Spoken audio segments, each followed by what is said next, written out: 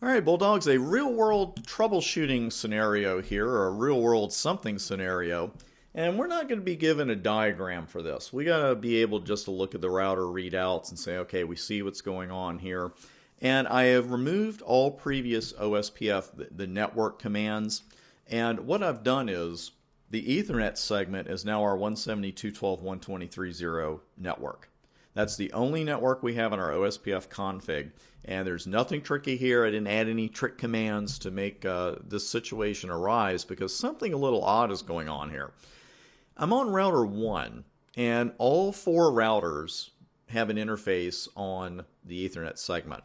So I'm on router 1 and I run show IP OSPF neighbor because maybe I've been called in or maybe I see this in the lab. It's like, well, we got something odd going on with our adjacencies. Well, here's what we see with router 1. We see a full adjacency to router 4, and it sees router 4 as the DR. It sees a full adjacency to router 3 and sees that router as the BDR.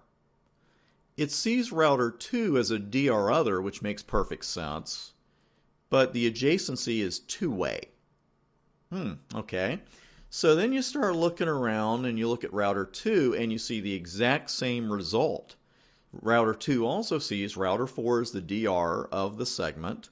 It sees router 3 as the BDR of the segment. And it sees router 1 as a DR other, but that adjacency again is in two-way.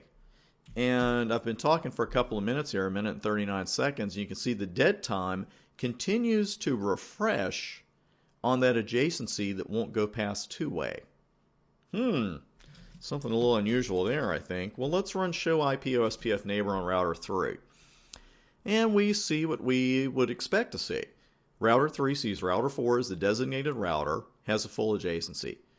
It has a full adjacency also to routers 1 and 2, and it sees those 2 routers as DR others. Okay, makes perfect sense. We'll go to 4 and run it. Let me go up. And on router 4, it sees router 1 and 2, routers 1 and 2, as the DR others of the segment. It sees router 3 as the BDR, and all the adjacencies are full. So everything's the way we expect to see it, except that really odd two-way deal between routers 1 and 2. And when you're looking at a situation like this, and maybe you don't happen to know the exact reason immediately, and that happens to all of us, start trying to notice what things are in common here. All of our adjacencies are fine and in full, except for the one between routers 1 and 2. What do those 2 routers have in common? They're DR others. And that would trigger you to think maybe there's something about an adjacency between DR others on a broadcast segment. And you know what? You'd be absolutely right. Because what I want to warn you away from, you may have heard of an OSPF situation. It's called stuck in two-way. And it can be a complex situation to drill through. We're not going to do that here. But an OSPF adjacency can get stuck in two-way for a couple of different reasons. Not always easy to track down. It's definitely more of an art form than a science. But the key is when people see this, if they have heard of that, they look at this and say, oh, this is stuck in two-way. No, it's not. This is actually the expected behavior.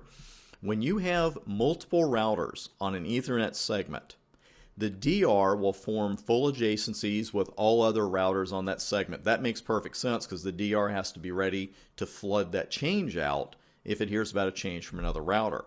The BDR will form full adjacencies with every other router on that segment. Makes sense because if the BDR has to step in for the DR, then it already has the adjacencies. But DR others, we don't really need that adjacency between DR others on a segment. So what OSPF does, it allows the adjacency to form all the way up to two-way, and you will see DR other here, and you'll see the dead time continually refresh, but the adjacency will not fully form.